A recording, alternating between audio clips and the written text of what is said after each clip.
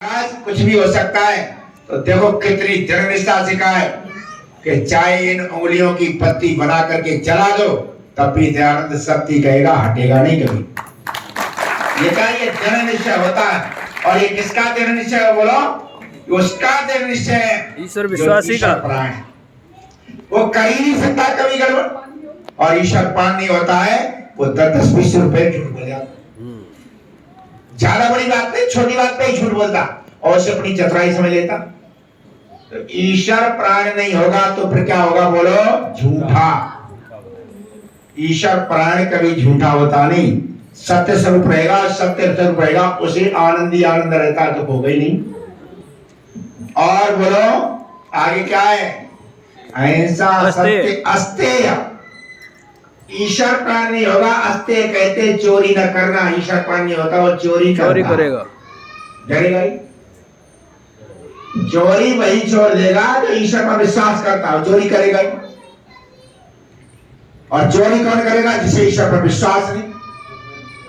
ध्यान रखो, योग दर्शनकार ने लिख दिया है कि आप एक बार ईश्वर प्राण हो जाएं, आप केवल विश्वास ईश्वर पर करें, तो फिर होगा क्या? ये कहता है ईश्वर विश्वासी चोरी करता नहीं, और जो चोरी छोड़ देगा, ऋषियों ने क्या कहा इसके लिए? उसकी सारी मनोकामनाएं पूरी होती रहती। उसकी सारी मनोकामनाएं पूरी होती रहती। किसकी? जो मन वचन से चोरी छोड़ दे। ये केवल हमारा प्रवचन नहीं है, ये हमारे जीवन में प्रयोग किए हुए हैं। हमने प्रयोग किए। आज से कल 17-18 साल पहले की बात है। यहां मच्छर बहुत हो गए। हमने कहा जाली लगवा दो। जब जाली लगवाई तो जाली, पहले ये मकान नहीं था, उधर खाली से पड़ा हुआ मकान तो था, पर ऐसा नहीं था। वो मानेगा गुरुजी यहाँ पढ़ाई लिखाई करते हैं, 100 का भाग कर लो, मैं कर ले। पहले दिन चील करके कर गया, दूसरे दिन जाली लगानी थी। उसने जाली शाम को काट करके जाली उसमें कट्टा डाली, वहीं से वहीं निकल जाए। मिस्त्री ने एक बालक देखता रहा, जब वो गया उसने पकड़ लिया, चलो, और मेरे पास ले आया। हमारे साथी महपाली जब आते वो यहीं बैठे हुए, उन्होंने सोचा कि आज तो गड़बड़ हो गया, ये तो बहुत मुझे ही मानते थे कि वजारा को दिया नहीं, आते दंड तो होगा। जब ये कहा, मेरे सामने आया, तो मैंने उससे कहा कुछ नहीं। मैंने कहा बस जाली में नहीं मान रही, अब ऐसा कर, तू जाली ले जा। मैंने कहा जाली ले जा, और तेरी 3 दिन की मजदूरी हो गई, 3 दिन की मजदूरी ले जा, अब यहां से जा। तो डॉक्टर रोने लग गया। रोने लगा, नहीं मेरे से गलतियां, गलती हुई तो गलतियां, प्रणाम, यहां से जा, यहां से जा, और जाली ले जा यहां से, और ये भी ले जा। मैंने उसको यहां से भेज दिया। तीसरे चौथे दिन उसने संदेश भेजा, कहा कि भाई महाराज जी के सामने जाने की हिम्मत नहीं, पर उनसे ये कह दो कि मेरे से भारी भूल हुई है, आगे से भूल नहीं करूंगा। वो चाहे हमें मजदूरी न दे, पर काम हमसे करा दे, चाहे मजदूरी न दे। उसने ये भी कहा, मैंने कई जगह चोरी करी, मैं पिटा, लेकिन ऐसा पश्चाताप कभी नहीं हुआ जैसा अब हुआ।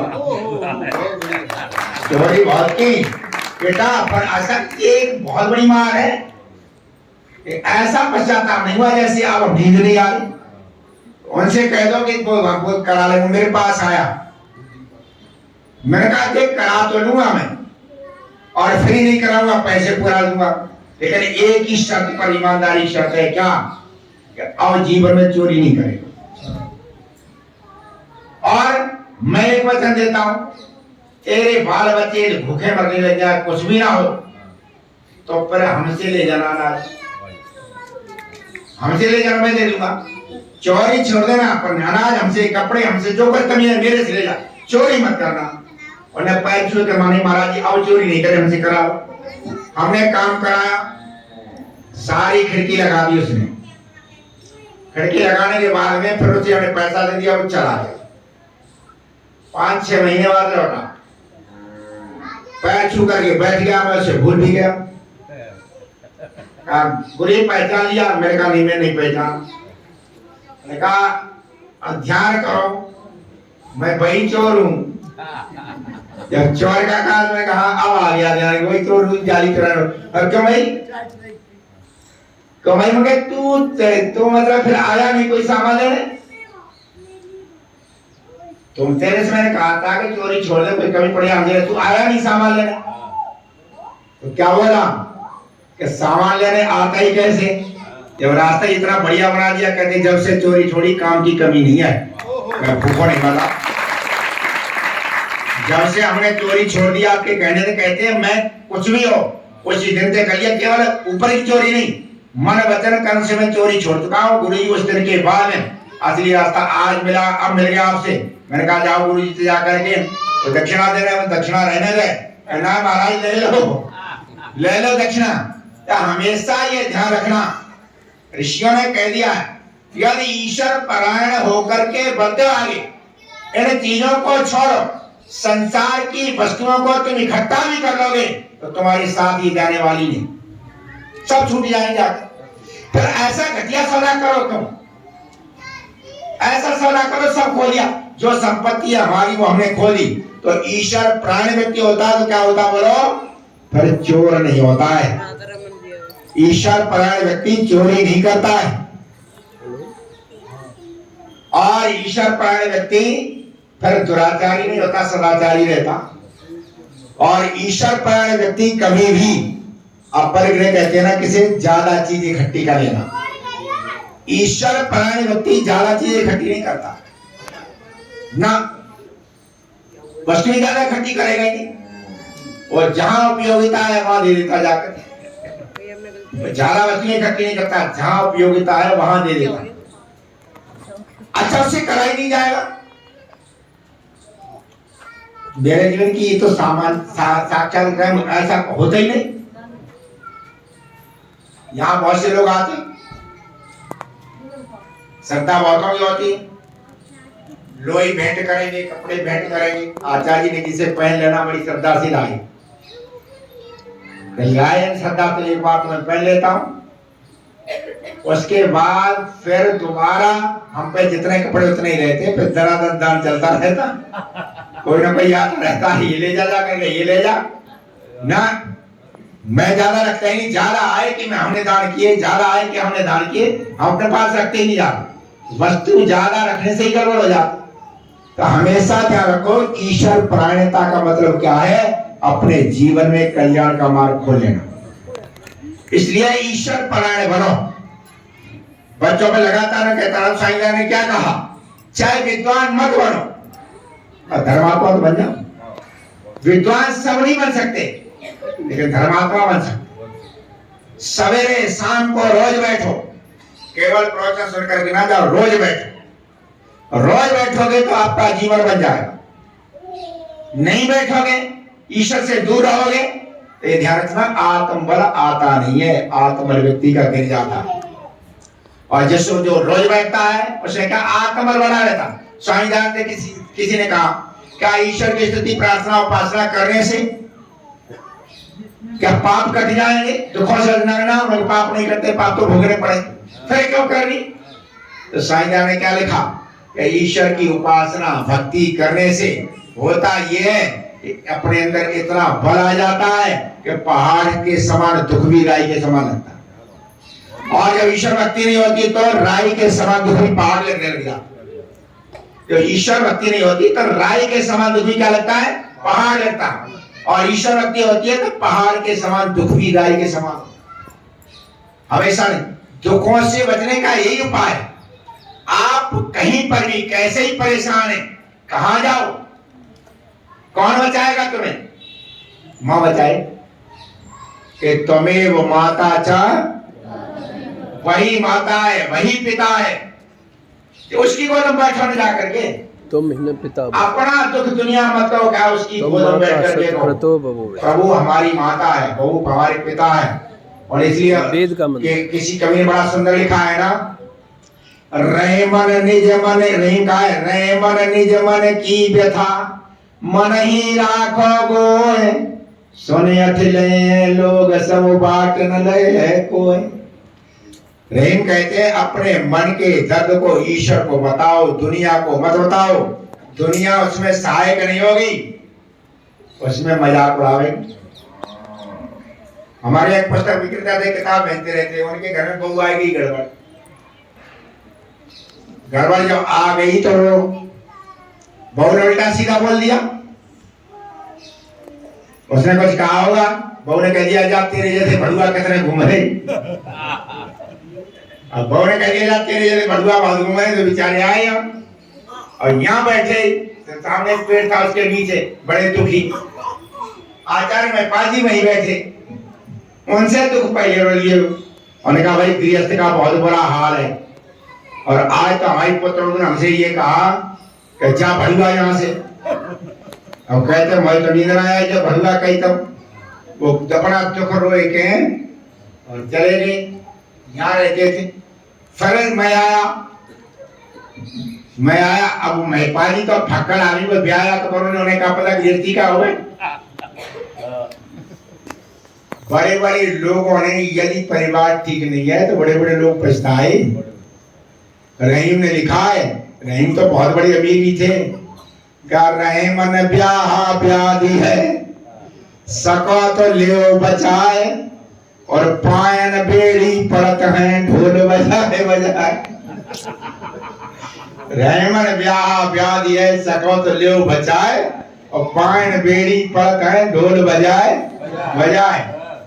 जैसे ही मैं वहां बैठा तो मैं बाजी वहां थे, उन्होंने कहा यहाँ वो मेरा की तरफ थे, तो बोलते ऐसे थे तू तड़ा करके, उनसे बड़े पुस्तक में कहता था यहाँ आ जा। अच्छा बताइए तेरी बहू ने कहा कही तेरे बोले वो बोले तो नहीं, हमें गलत जगह बताए दियो, हमने तो अपनी वेदना प्रकट करी जो मजाक उड़ा रही। दुनिया मजाक उड़ा रही, दुनिया सहाय ना करे कहीं बार। तो हमेशा जो कुछ कहना है कहाँ कहो, उसकी गोद में बैठ करके रहो, वही आश्वस्त करेगा, वही हमारा रास्ता प्रशस्त करेगा। इसीलिए यहाँ बुलाया जाता है कि निरंतर आओ, आकर के जीवन ये हमेशा ध्यान रखो।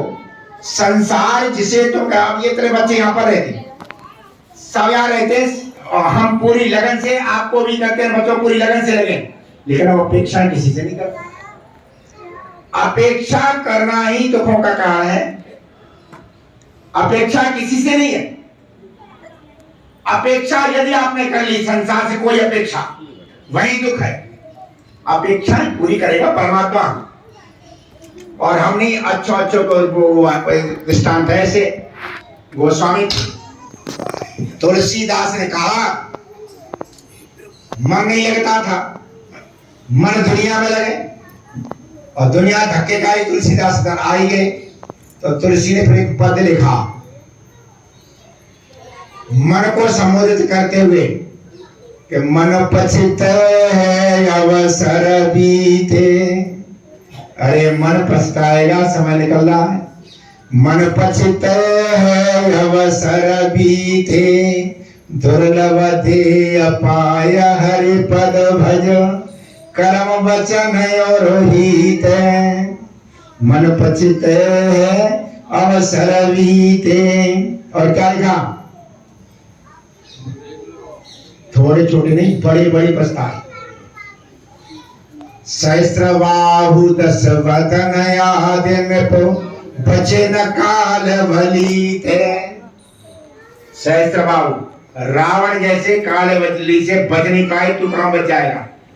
हम कर धन धाम पुकारे, ये मेरा घर, ये मेरा परिवार, ये हम कर धन धाम पुकारे, अंत चले उठरी दे, मन पछित है अवसर बीते।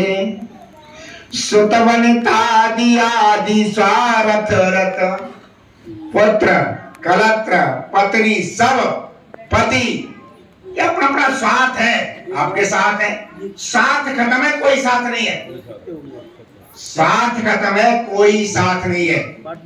एक लड़के ने बहू घर से नहीं भेजी, नया नया ब्याह हुआ, ना भेजी, वो गया फिर कर दिया ना भेजी, और उसने पत्नी के वियोग में मट्टी तेल डाल के आग लगा ली। अब वो जल गया तो उसकी पत्नी पार गई कि तो जल गई, तुम्हारे चलो देख लो। वो देखने गई तो उसे देख के लौट गई। उन्हें कही देख लो, जब तुम्हारे लिए मरे हैं कि तो बहुत भयंकर है, हमने देखेंगे। वो भयंकर है कि हमने देख रहे तो बहुत भयंकर देखेंगे क्या। सुतवनिता दिया दिशारथ रथ मोहन तज सब हिते। तू जिनके मुंह में फंसा है ये सब साथी है, ये सब ये तेरा प्रयोग तेरे लिए कर रहे, तेरे नहीं कर्तव्य कर्म कर, लेकिन फंस मत। सुतवनिता दिया दिशारथ रथ मोहन तज सब हिते। अंत तो तजेंगे पामर, अंत तो तजेंगे पामर, तू न तजे वही थे। अंत तो तू वही तो छोड़ दे रहे। सब तजे भजय अनुराग जान जर, त्याग दुरासा जीते। बुझे न काम अगिन कहूं तुलसी, विष भोग भोगीते। ये भोगों का घी डालने से कोई आग थोड़ी बढ़ी तो बढ़ती चली जाती है, बढ़ती चली जाती। इससे बच जाए तो बच ले, और नहीं तो बचना है नहीं। जीवन ज्यादा नहीं है, थोड़ा सा जीवन है, इसलिए ईश्वर परायण बनो। और ये ध्यान रखना, जो व्यक्ति ईश्वर परायण होता है वही अपने ऊपर नियंत्रण रखता। ईश्वर परायण है, उसका नियंत्रण होता ही नहीं। बढ़िया से बढ़िया थी, थोड़े में फिसल जाता। ईश्वर परायण होगा, फिसलेगा ही नहीं। हमारे कमरे बहुत सी चीजें आ जाती, रबड़ी आ जाए, जलेबी आ जाए, पता नहीं क्या क्या धर जाता। मैं बांटता रहता हूँ, बालक कहते कछू तो ले लो, ना कुछ नहीं चाहिए। दावतों में जाता हूँ, कैसी दावत हो, मेरा कभी मन नहीं चलता। कैसे ही दृश्य हो, हम कभी नहीं उसमें जाते। हमेशा ध्यान रखो, यदि ईश्वर भक्ति है तो आपके अंदर क्या जाएगी, बोलो? आपके अंदर आत्मनियंत्रण की क्षमता है। संसार की हम ईश्वर भक्ति बिना कैसे हो रहे? तालाब देखा ना, जैसे तालाब में एक पत्थर फेंक दो, सारा तालाब विचलित हो गया। वैसे ही हमारे जीवन में लोग एक पत्थर फेंक दे तो हम विचलित हो। एक पत्थर फेंकने पर हम विचलित हो जाते। इसका मतलब क्या है? हम अभी बहुत तरह है ना।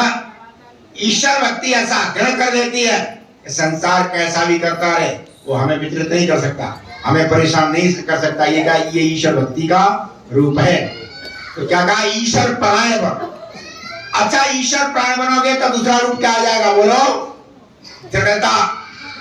फिर हम अपने ऊपर अधिकार कर लेंगे, और जो अपने ऊपर अधिकार कर लेता है, ध्यान रखना, उसके ही एकाग्रता आती है।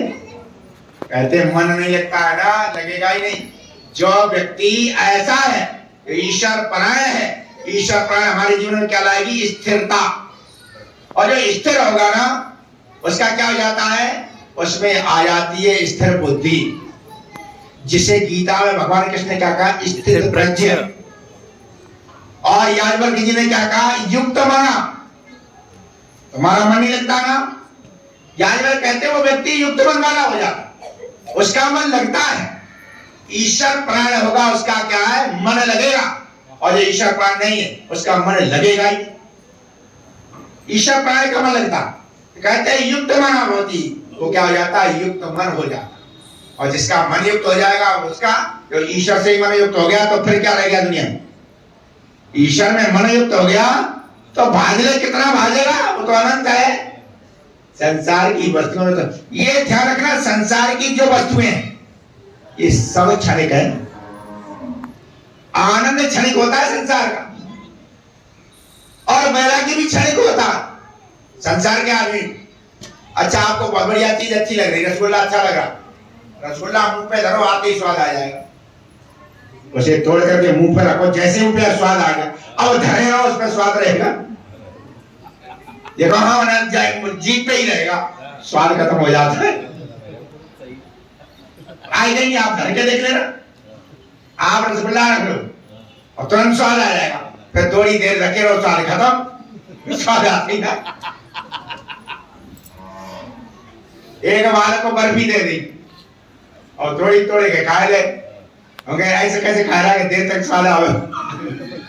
मैंने कहा भैया दीप पे ही धने या फिर खत्म हो जाता आते ही ना, है ना। तो स्वाद का ये कैसा है रस, ये क्षणिक है। अच्छा जब अब खा ली चीज तो अब कहते हैं अब तो उब गए, उब जाते ना, उब जाते ना। अच्छा थोड़ी खा लो, कहते अब तक जिगई अब ना, जिगई ना अब ना। अब ये बैराग्य आ गया, ये क्या आ गया बैराग्य। अब जीत गए और ना अब कतई इच्छा नहीं, अब तो जीत गए। ये क्या बैराग, ये भी क्षणिक। 2-4 घंटे बाद फिर लिया है ना, फिर आ गया 2-4 घंटे बाद फिर दे दो। तो फिर क्या है, ये जो आसक्ति है ये क्या है, ये भी क्षणिक है और वैराग्य भी क्षणिक है, दोनों क्षणिक है। ना ये रहेगा ना वो रहता है। लेकिन जो ईश्वर भक्ति में रम जाता है ना, ये तो ऐसा है, कृष्ण ने कह दिया है ना, ये विक्रम अभी ना ये वो है, उन्होंने कह दिया ना, इसमें जो है अविक्रम का दोष नहीं, ईश्वर भक्ति में आनंद में अधूरेपन का दोष नहीं।